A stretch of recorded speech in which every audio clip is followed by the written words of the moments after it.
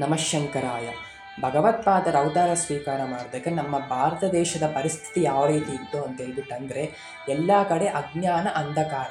ನಮ್ಮ ಸನಾತನ ಧರ್ಮದಲ್ಲೇ ಹುಟ್ಟಿರುವಂತಹ 70ಕ್ಕೂ ಹೆಚ್ಚು ಅವೈದಿಕ ಮತಗಳು ನಮ್ಮ ಸನಾತನ ಧರ್ಮವನ್ನು ಸಂಪೂರ್ಣವಾಗಿ ನಾಶ ಮಾಡಬೇಕು ಅನ್ನುವಂಥ ಪ್ರಯತ್ನಗಳನ್ನು ಮಾಡ್ತಾಯಿದ್ರು.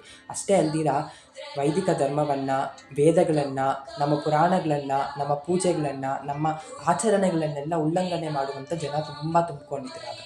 ಆ ಒಂದು ಅಜ್ಞಾನ ಅಂಧಕಾರದಲ್ಲಿ ಸೂರ್ಯ ಉದ್ಭವ ಆದರೆ ಯಾವ ರೀತಿ ಇರುತ್ತೋ ಅದೇ ಥರನೇ ಶಂಕರ ಭಗವತ್ಪಾದರು, ಕೈಲಾಸ ಶಂಕರರು, ಕಾಲಡಿ ಶಂಕರರಾಗಿ ಶಂಕರಾಚಾರ್ಯರ ಅವತಾರ ಸ್ವೀಕಾರ ಮಾಡಿ 70ಕ್ಕೂ ಹೆಚ್ಚು ಅವೈದಿಕ ಮತಗಳನ್ನೆಲ್ಲ ಖಂಡಿಸಿ ಸನಾತನ ಧರ್ಮವೇ ಶ್ರೇಷ್ಠ ಅಂತೇಳ್ಬಿಟ್ಟು ಧರ್ಮ ಸಂಸ್ಥಾಪನೆಯನ್ನು ಮಾಡ್ತಾರೆ. ಆದ್ದರಿಂದ ಇವರಿಗೆ ಅಜ್ಞಾನ ತಿಮಿರಾದಿತ್ಯಾಯ ನಮಃ ಅಂತೇಳ್ಬಿಟ್ಟು ಒಂದು ಸ್ತೋತ್ರ ಶತನಾಮಾವಳಿಯದೊಂದು ನಾಮ ಇದೆ. ಜಗದ್ಗುರು ಶಂಕರಾಚಾರ್ಯರನ್ನು ಶಂಕರ ಭಗವತ್ಪಾದರು ಅಂತೇಳ್ಬಿಟ್ಟು ಕರೀತಾರೆ.